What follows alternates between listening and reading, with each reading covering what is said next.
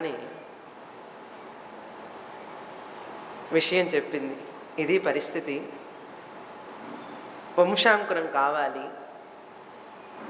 ఈ కురువంశానికి యువరాజు కావాలి అంటే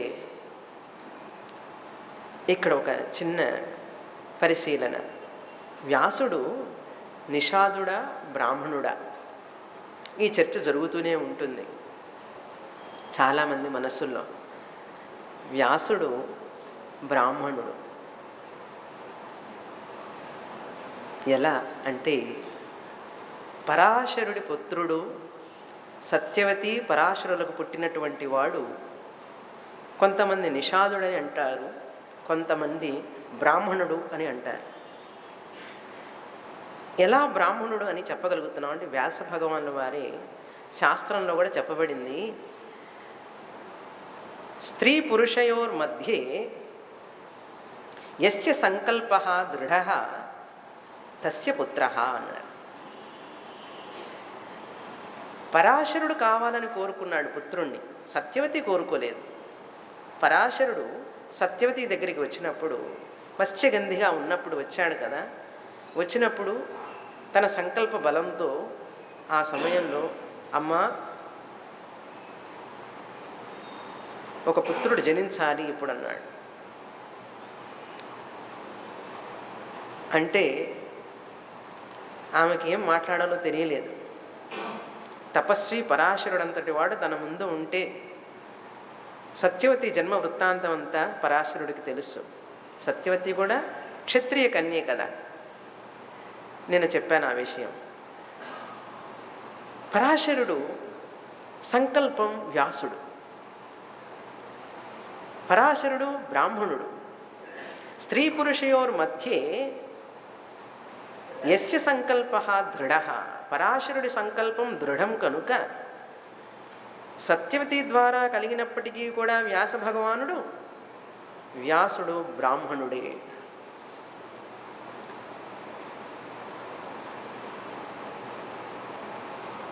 అదే వ్యాసుడు అంబికకు అంబాలికకు పుత్రదానం చేయడానికి వచ్చాడు. ఎప్పుడైతే పరాశరుడు సత్యవతి ద్వారా వ్యాసుడు జన్మించాడో, జన్మించగానే నవ యువకుడైపోయినాడు. వెళ్ళి అమ్మా నేను నమస్కారం చేస్తున్నాను, నేను వెళ్ళిపోతున్నాను అన్నాడు. తల్లి దగ్గర పెరగలేదు వ్యాసుడు, అవతార పురుషుడు కదా. తల్లికి నమస్కారం చేసి నువ్వు ఎప్పుడు తలుచుకుంటే అప్పుడు వస్తాను, నాకు సెలవు ఇవ్వవలసినది అన్నాడు. అనేసి వెళ్ళిపోయినాడు. ఇప్పుడు తలుచుకున్నది సత్యవతి, నాయన నువ్వు రావలసినది, నేను క్లిష్టమైనటువంటి పరిస్థితిలో ఉన్నాను. వ్యాసుడు వచ్చాడు, ఇలా పుత్రదానం చేయవలసింది అని అడిగింది. త్రికాలజ్ఞుడు వ్యాస భగవానుడు ఒక రాజ్య రక్షణ కోసం, కురు వంశ రక్షణ కోసం వాళ్ళకి పుత్రదానం చేశాడు, అంబికకు అంబాలికకు. ఇప్పుడు అంబికకు అంబాలికకు పుట్టినటువంటి పుత్రులు క్షత్రియులవుతారా బ్రాహ్మణులవుతారా అంటే వ్యాసుడు కోరుకోలేదు పుత్రులు కావాలని. అంబిక అంబాలిక కోరుకున్నారు కాబట్టి ధృతరాష్ట్రుడు పాండురాజు క్షత్రియులవుతారు.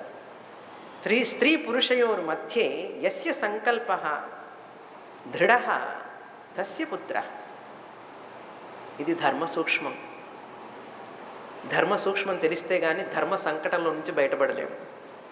మనకు ధర్మ సూక్ష్మాలు తెలియవు, ధర్మ సంకటంలో నుంచి బయటపడటం అంతకంటే తెలియదు. కనుక ఎప్పుడైనా ఇటువంటివని కాదు, ఎటువంటి ధర్మ సంకటమైన పరిస్థితి వచ్చినా సరే ఆ యొక్క జ్ఞానం ఉన్న వ్యక్తుల దగ్గరికి వెళ్ళి మనం ఆ పరిస్థితుల నుంచి బయటపడాలి. అందుకని ధర్మం నుంచి తొలగిపోకూడదు ఎప్పుడు కూడా. ధృతరాష్ట్రుడు పాండురాజు క్షత్రియుడు, వ్యాసుడి యొక్క అనుగ్రహం వలన పుట్టారు. ఎప్పుడైతే ధృతరాష్ట్రుడు పాండురాజు పుట్టారో ఆ కథంతా మనకు తెలుసు. తర్వాత పుట్టగానే వాళ్ళకి విద్యాభ్యాసం నేర్పించాడు భీష్ముడు. మళ్ళీ వాళ్ళకి వివాహాలు చేశాడు. మళ్ళీ వాళ్ళకి పిల్లలు పుట్టిన తర్వాత పాండవులు కౌరవులు కౌరవులు రాజ్యం కోసం రాజ్యాన్నంతా కూడా జూదంలో మాయ చేసి పాండవుల దగ్గర నుంచి పాండవులను అడవులకు పంపించి వాళ్ళ రాజ్యం వాళ్ళకి ఇవ్వమని చెప్పి యుద్ధానికి సిద్ధపడ్డారు. ఇది ఇలా ఉంది హస్తినాపురంలో. మరొక పక్క భీష్ముడు ప్రతి కదలికని, అంబ యొక్క ప్రతి కదలికని గమనిస్తున్నాడు. ఏమి చెయ్యబోతున్నది భీష్ముడికి తెలుసు. ఈ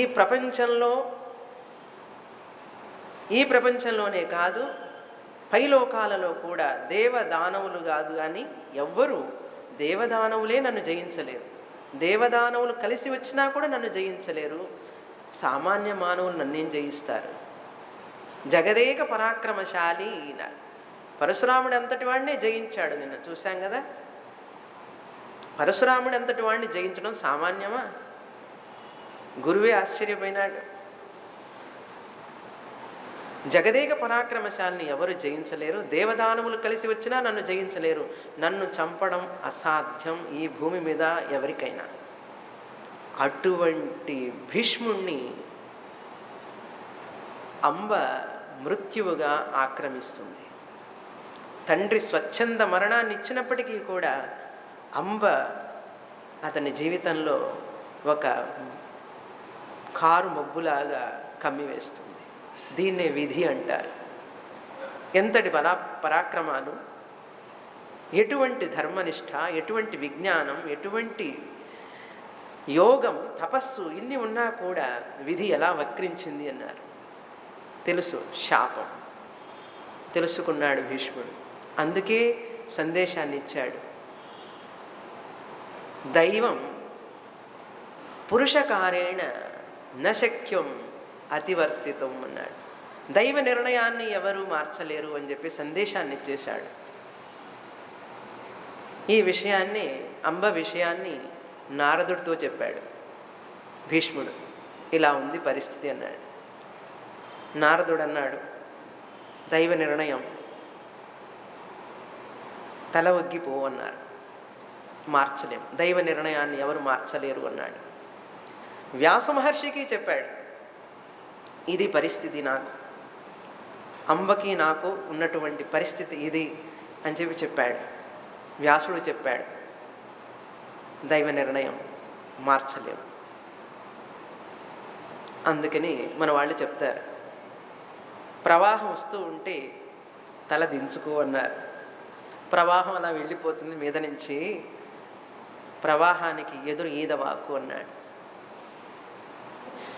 అంబ అక్కడ తపస్సు చేస్తుంది. అంబ అబల కాదు, నేను సబలని అని నిరూపించుకుంది. పరశురాముడు సహాయం చేయలేదు, భీష్ముడు సహాయం చేయలేదు, ఎవరూ సహాయం చేయలేదు. దైవం మీద ఆధారపడింది. తపస్సు చేస్తూ చేస్తూ ఉన్నది. ఆహారం మానివేసింది, జలం తీసుకోవడం లేదు. గంగాదేవి చెప్పింది, నువ్వు తపస్సు చేస్తున్నావు, ఆహారం నీళ్లు లేకుండా తపస్సు చేస్తే శరీరం శుష్కించిపోతుంది, శరీరం శుష్కిస్తే నువ్వు నదిగా మారిపోతావు అంది. అది ఒక సిద్ధాంతం. మనిషి కనుక తపస్సు చేస్తూ చేస్తూ ఆహారం జలం తీసుకోకపోతే నదిగా మారిపోతాడట. సగం నదిగా మారిపోయింది ఆవిడ. అందుకే అంబా నది అని ఒక పేరుంది. అంబా నది. సగం శరీరంతో తీవ్రంగా తపస్సు చేస్తూ ఉంటే పరమేశ్వరుడు ప్రత్యక్షమైనాడు. ఆ పరమేశ్వరుణ్ణి అడిగింది, నేను అనంతరం భీష్ముణ్ణి చంపవలసినటువంటి ఘట్టం రాబోతున్నది, భీష్ముణ్ణి చంపడానికి నాకు శక్తినివ్వవలసినది. భీష్ముణ్ణి ఎవరూ చంపలేరు, అది అసాధ్యం. కానీ ఎలా చంపగలుగుతావు? పరమేశ్వరుడు వరం ఇవ్వాలి, తపస్సు చేసింది మరి. పరమేశ్వరుడు చెప్తాడు, సరేనన్నాడు. ఎలా అంటే, ద్రుపద మహారాజుకి నువ్వు కూతురుగా పుట్టి తర్వాత పురుషుడిగా మారతావు అని చెప్పాడు. చెప్పగానే అంబ అక్కడే చితిని పేర్చుకొని ఆ అంబ శరీరాన్ని అగ్నికి ఆహుతి చేసింది. అగ్నిలో దూకింది. అగ్నికి ఆహుతి కాగానే ఆ అంబ శరీరం అంతటితో ముగిసిపోయింది. అక్కడ ద్రుపదుడు తపస్సు చేస్తున్నాడు, యజ్ఞం యాగాలు చేస్తున్నాడు. నాకు భీష్ముని చంపగలిగినటువంటి పుత్రుడు కావాలి అని చెప్పి చేస్తున్నాడు ద్రుపదుడు. ఆవిడ అనుకున్నది ఇదే సరైన ఘట్టం అని చెప్పి ఆ అంబ తన నూతన జన్మకి ఘట్టాన్ని తయారుగా ఉన్నప్పుడు వెళ్ళి ఆ ద్రుపదుడి భార్య గర్భంలో ప్రవేశించింది. ద్రుపదుడి వీర్యం ద్వారా ఆ ద్రుపదుడి భార్య గర్భంలో పెరిగి ఒక బాలికగా పుట్టింది. పుట్టగానే ద్రుపదుడు చూశాడు, ఇదేమిటి, నేను పుత్రుడు కావాలని కోరుకున్నాను, ఈ బాలిక పుట్టి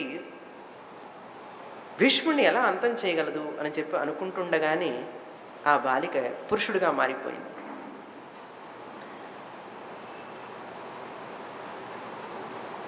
మారి అస్త్రశస్త్రాలన్నీ నేర్చుకుంది.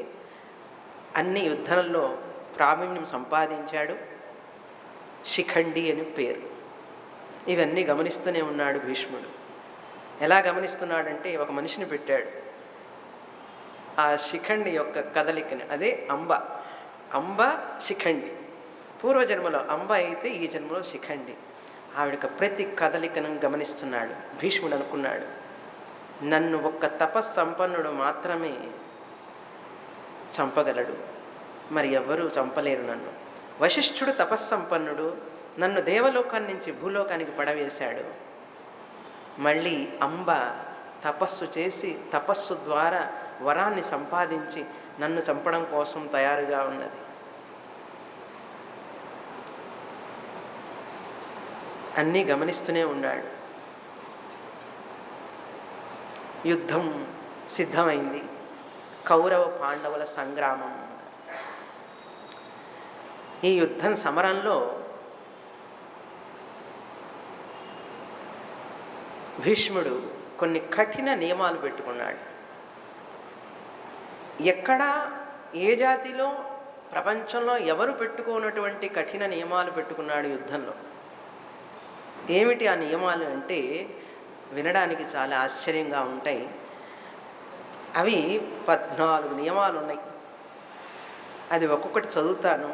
ఆ నియమాలన్నీ మనకు తెలిస్తేనే ఇక్కడ శిఖండి ఎట్లా అర్హురాలో యుద్ధం చేయడానికి, భీష్ముడి యొక్క శస్త్రాన్ని పని చెయ్యనివ్వకుండా చేయడానికి ఎలా ఆస్కారం ఏర్పడిందో మనకు తెలుస్తుంది. ఎవరితో యుద్ధం చెయ్యను, నేను అస్త్రం పట్టను అన్నాడు. నేను శస్త్రాన్ని ఉపయోగించను అన్నాడు. ఎవరి మీద అన్నాడు.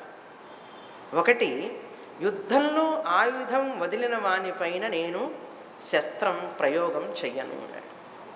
యుద్ధంలో ఆయుధం వదిలిన వానిపైన, నిరాయుధుడి పైన నేను యుద్ధం చెయ్యను.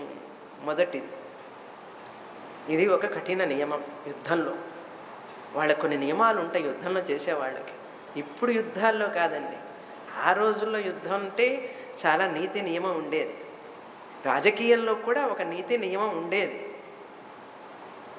ఆ నీతి నియమాలు ఉన్నప్పుడే ప్రజలు క్షేమంగా ఉండగలుగుతారు. ఆ నీతి నియమాలు లేకపోతే ఏమవుతుందంటే అరాచకం ఏర్పడుతుంది. ఇది మొదటి నియమం. రెండవ నియమం, కవచాన్ని ధరించని వాడి మీద నేను యుద్ధం చేయను అన్నాడు. ఎవరైనా కవచం లేకుండా యుద్ధానికి వస్తే వాడి మీద నేను శస్త్రాన్ని ప్రయోగించను అన్నాడు. 3, భయపడిన వాడి మీద నేను యుద్ధం చేయను అన్నాడు. భయపడి పారిపోతూ ఉంటాడు, వణుకుతుంటాడు, అటువంటి వాడి మీద యుద్ధం చేయను అన్నాడు. 4, నేను నీ వాడను అని ఎవరైనా అంటే వాడి మీద నేను శస్త్రం ప్రయోగించను. యుద్ధం చేయడానికి వస్తూ ఉన్నాడు, భీష్ముడు బాణం వదలబోతున్నాడు. అప్పుడు కనుక ఆ వ్యక్తి నేను నీ వాడినే అని అన్నాడు అనుకోండి, నోరు తెరిచి, ఇంకే శస్త్రాన్ని ఉపయోగించాడు భీష్ముడు. ఇది 4వ నియమం. 5వ నియమం, స్త్రీ పైన యుద్ధం చేయను అన్నాడు. ఏ స్త్రీ మీద కూడా నేను బాణాన్ని, నా శస్త్రాలను ప్రయోగించను అన్నాడు. 6 స్త్రీ పేరు గల వాని పైన నేను యుద్ధం చెయ్యను అన్నాడు. స్త్రీ పేరు కూడా ఉండకూడదట. అటువంటి వాడి మీద నేను యుద్ధం చెయ్యను అన్నాడు. 7 అవయవములు లేనివాడిపైన, వికలాంగుడిపైన నేను యుద్ధం చెయ్యను అన్నాడు. ఒకవేళ ఏ అవయవం లోపం ఉన్నా సరే, ఈవెన్ చిటికిన వేలు ఒకవేళ ఇక్కడ కొంచెం కట్టయి ఉన్నా సరే చెయ్యట, అవయవం లోపం ఉన్నవాడి మీద చెయ్యకూడదు. అది ఆయన నియమం.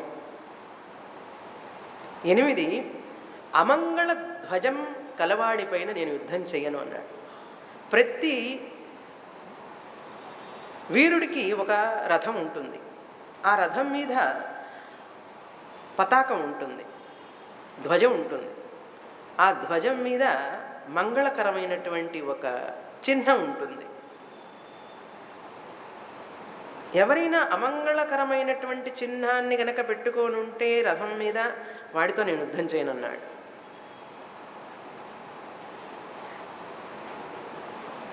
9 తండ్రికి ఆడపిల్లల తర్వాత పుట్టిన వాడి మీద యుద్ధం చేయనన్నాడు. ఒక తండ్రికి ఆడపిల్లల తర్వాత కొడుకు పుట్టాడు అనుకోండి, ఆ కొడుకు మీద నేను యుద్ధం చేయను అన్నాడు. 10 ఒకే కొడుకు గలవాని పైన నేను యుద్ధం చేయను అన్నాడు. ఒక తండ్రికి ఒకే కొడుకున్నాడు అనుకోండి, అతడి మీద నేను యుద్ధం చేయను అన్నాడు. 11 స్త్రీతో సమానమైన వాని పైన నేను యుద్ధం చెయ్యను అన్నాడు. స్త్రీతో సమానం, పురుషుడే కానీ భీరు స్త్రీతో సమానంగా ఉంటాడు. స్త్రీ మాటలు, స్త్రీ నడక అన్నీ స్త్రీగానే ఉంటాయి. అటువంటి వాడి మీద యుద్ధం చెయ్యను అన్నాడు. అంటే తన యొక్క పరాక్రమానికి అది చిన్నతనం, అంత ఎస్టిమేషన్ అనమాట. తనను అంత ఎక్కువగా ఎస్టిమేట్ చేసుకుంటాడు భీష్ముడు అన్నాడు. దీన్ని సెల్ఫ్ ఎస్టీమ్ అంటారు ఇంగ్లీష్లో. సెల్ఫ్ ఎస్టీమ్ అంటే తనను తాను ఎప్పుడూ నిందించుకోకూడదు, తనను తాను ఉన్నతంగానే చూసుకోవాలి ఎప్పుడు కూడా. అటువంటి వ్యక్తి మాత్రమే జీవితంలో ముందుకు రాగలుగుతాడు. దురభిమానం ఉండకూడదు, కానీ అభిమానం ఉండవచ్చు. అభిమానం ఉండాలి, కానీ దురభిమానం ఉండకూడదు. కుల దురభిమానం, భాషా దురభిమానం ఉండకూడదు. అభిమానం ఉండడంలో తప్పు లేదు. అభిమానం ఒక రక్షణ. అటువంటి అభిమానం కలిగినటువంటి వ్యక్తి భీష్ముడు. తర్వాత 12 సోదరుడు లేని వానిపైన నేను యుద్ధం చేయను అన్నాడు. ఒకే కొడుకు గల వానిపైన యుద్ధం చేయను అంటే ఏమిటి? సోదరులు అంటే తనకు కనిష్ట సోదరుడు కానీ జ్యేష్ఠ సోదరుడు కానీ లేకపోతే అటువంటి వాడి మీద యుద్ధం చేయను అన్నాడు. 13 ఇది అసలు విషయం. 13 ముందు స్త్రీగా పుట్టి తరువాత పురుషుడిగా మారిన వ్యక్తి మీద నేను యుద్ధం చేయను అన్నాడు. ముందు స్త్రీగా పుట్టి తరువాత పురుషుడిగా మారిన వ్యక్తి మీద నేను యుద్ధం చేయను. ఆ వ్యక్తి నా ముందుకు వస్తే నా శస్త్రాలను వదిలివేస్తాను అన్నాడు. 14 అపుత్రకుని పైన యుద్ధం చేయను అన్నాడు. పుత్రులు లేని వానిపైన నేను యుద్ధం చేయను అన్నాడు. ఇటువంటి 14 కఠిన నియమాలు పెట్టుకున్న వ్యక్తి ఈ జగత్తులో ఇంతవరకు పుట్టలేదు, మరి పుట్టబోడు. అటువంటి పరాక్రమశాలి భీష్ముడు ఎప్పుడైతే యుద్ధరంగంలో ప్రవేశించాడో, ఆ యుద్ధరంగానికి వస్తున్నాం ఇప్పుడు.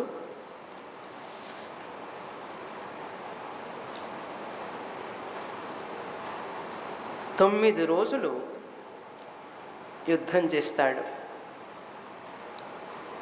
ఒక విషమఘట్టం చెప్పాను. సత్యవతి కోరినటువంటి కోరిక భీష్ముణ్ణి, అది విషమ పరిస్థితి. రెండవ విషమ పరిస్థితి యుద్ధానికి వెళ్ళే ముందు, అది కూడా చెప్తాను. మనం వెళ్ళడం లేదండి యుద్ధానికి, భీష్ముడు వెళ్తున్నాడు యుద్ధానికి. చాలామంది అనుకుంటారు భగవద్గీత ఇవన్నీ మహాభారతం ఇంట్లో పెట్టుకోకూడదు. నిన్న చెప్పాను, ప్రతి ఇంటిలో భగవద్గీత ఉండాలి అని.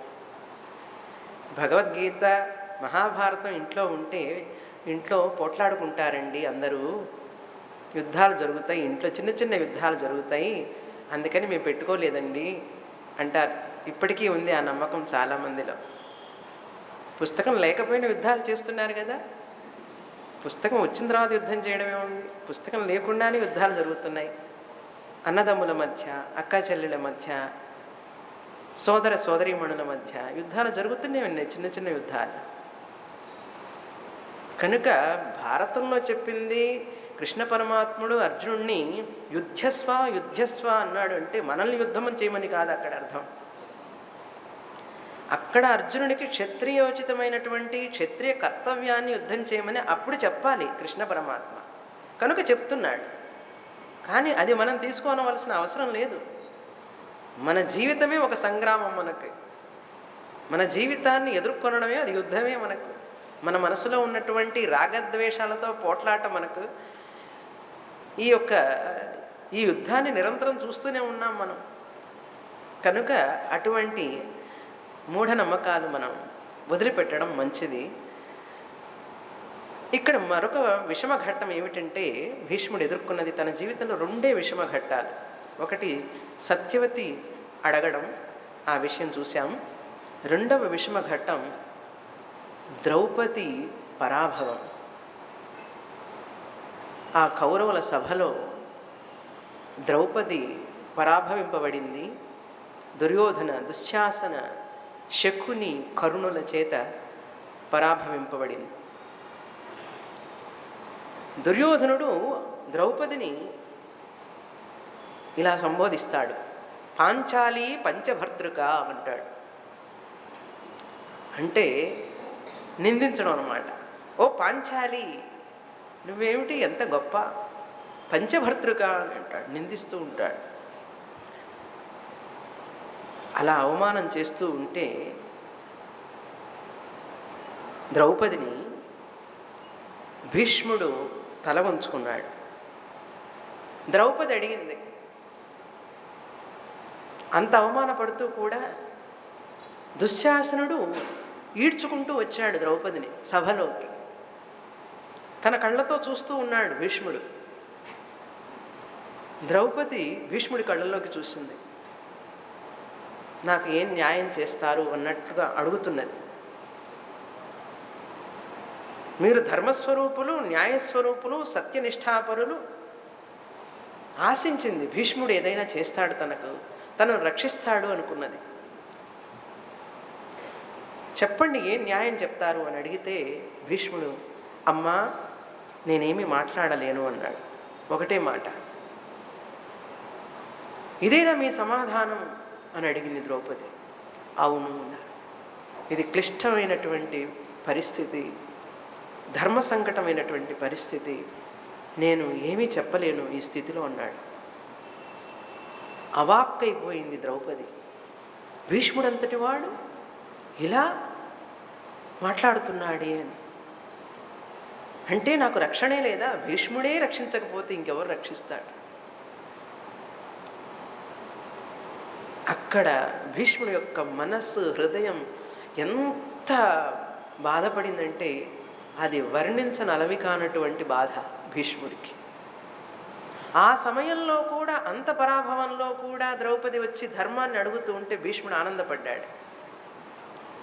ఏది ధర్మం ఇక్కడ అని అడిగింది. ధర్మాన్ని గురించి చెప్పండి అంది. ఇప్పుడు ఏ విధంగా ధర్మాన్ని నిర్ణయిస్తారో చెప్పండి అని అడిగింది. అలా అడుగుతూ ఉంటే భీష్ముడికి ఒక పక్క ఆనందం వేసింది. ఇంత కష్టంలో కూడా ద్రౌపది నోరు తెరిచి ధర్మం గురించి అడుగుతున్నది అని. అమ్మా నేను అసహాయుణ్ణి అన్నాడు.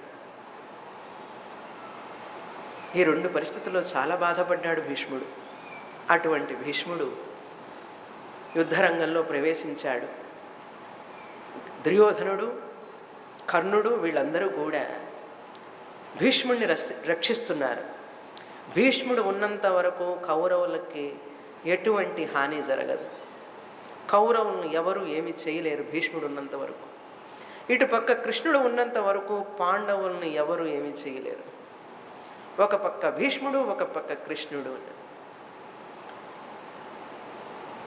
భీష్ముడు సేనాధిపతిగా యుద్ధరంగంలో ప్రవేశించాడు. 9 రోజులు యుద్ధం చేశాడు. పాండవుల సైన్యాన్ని, 7 అక్షౌహిణుల సైన్యాన్ని చిల్లా చెదురుగా చేశాడు. చెల్లా చెదురు చేస్తూ ఉంటే ధర్మరాజు ఆశ్చర్యంతో చూస్తున్నాడు. ఏమి జరుగుతున్నది అసలు పాండవ సైన్యానికి? ఎవరు ఈ యుద్ధం చేస్తున్నది? ఏమిటి ఇట్లా చెలరేగిపోతున్నాడు భీష్ముడు అంటే? ఆ భీష్ముడి పరాక్రమం అంతటిది. రాత్రి పూట శిబిరానికి వస్తే నిద్ర పట్టడం లేదు ధర్మపుత్రుడికి. నిద్ర లేక ఆలోచిస్తున్నాడు, ఎలా భీష్ముడిని చంపడం? ఈ భీష్ముడు ఉన్నంత వరకు మనకు జయం కలగడం అసాధ్యం, అసంభవం అనుకున్నాడు. 9 రోజులు యుద్ధం చేశాడు. 9వ రోజు రాత్రి ఇంకా ధర్మరాజు దీనికి ఏదైనా ఒక ఆనకట్ట, అడ్డుకట్ట వెయ్యాలి, భీష్ముడిని ఆపాలి ఏ విధంగానైనా అనుకొని కృష్ణుడితో ఆలోచన చేశాడు. ఎలా ఆపడం? ఈ భీష్ముడిని ఏం చేయాలి? యుద్ధంలో ఎలా జయించడం? పాండవ సైన్యం అంతా నిర్వీర్యమైపోతున్నది, చెల్లా చెదరైపోతున్నారు. అందరూ వాళ్ళ యొక్క నమ్మకాన్ని పోగొట్టుకున్నారు.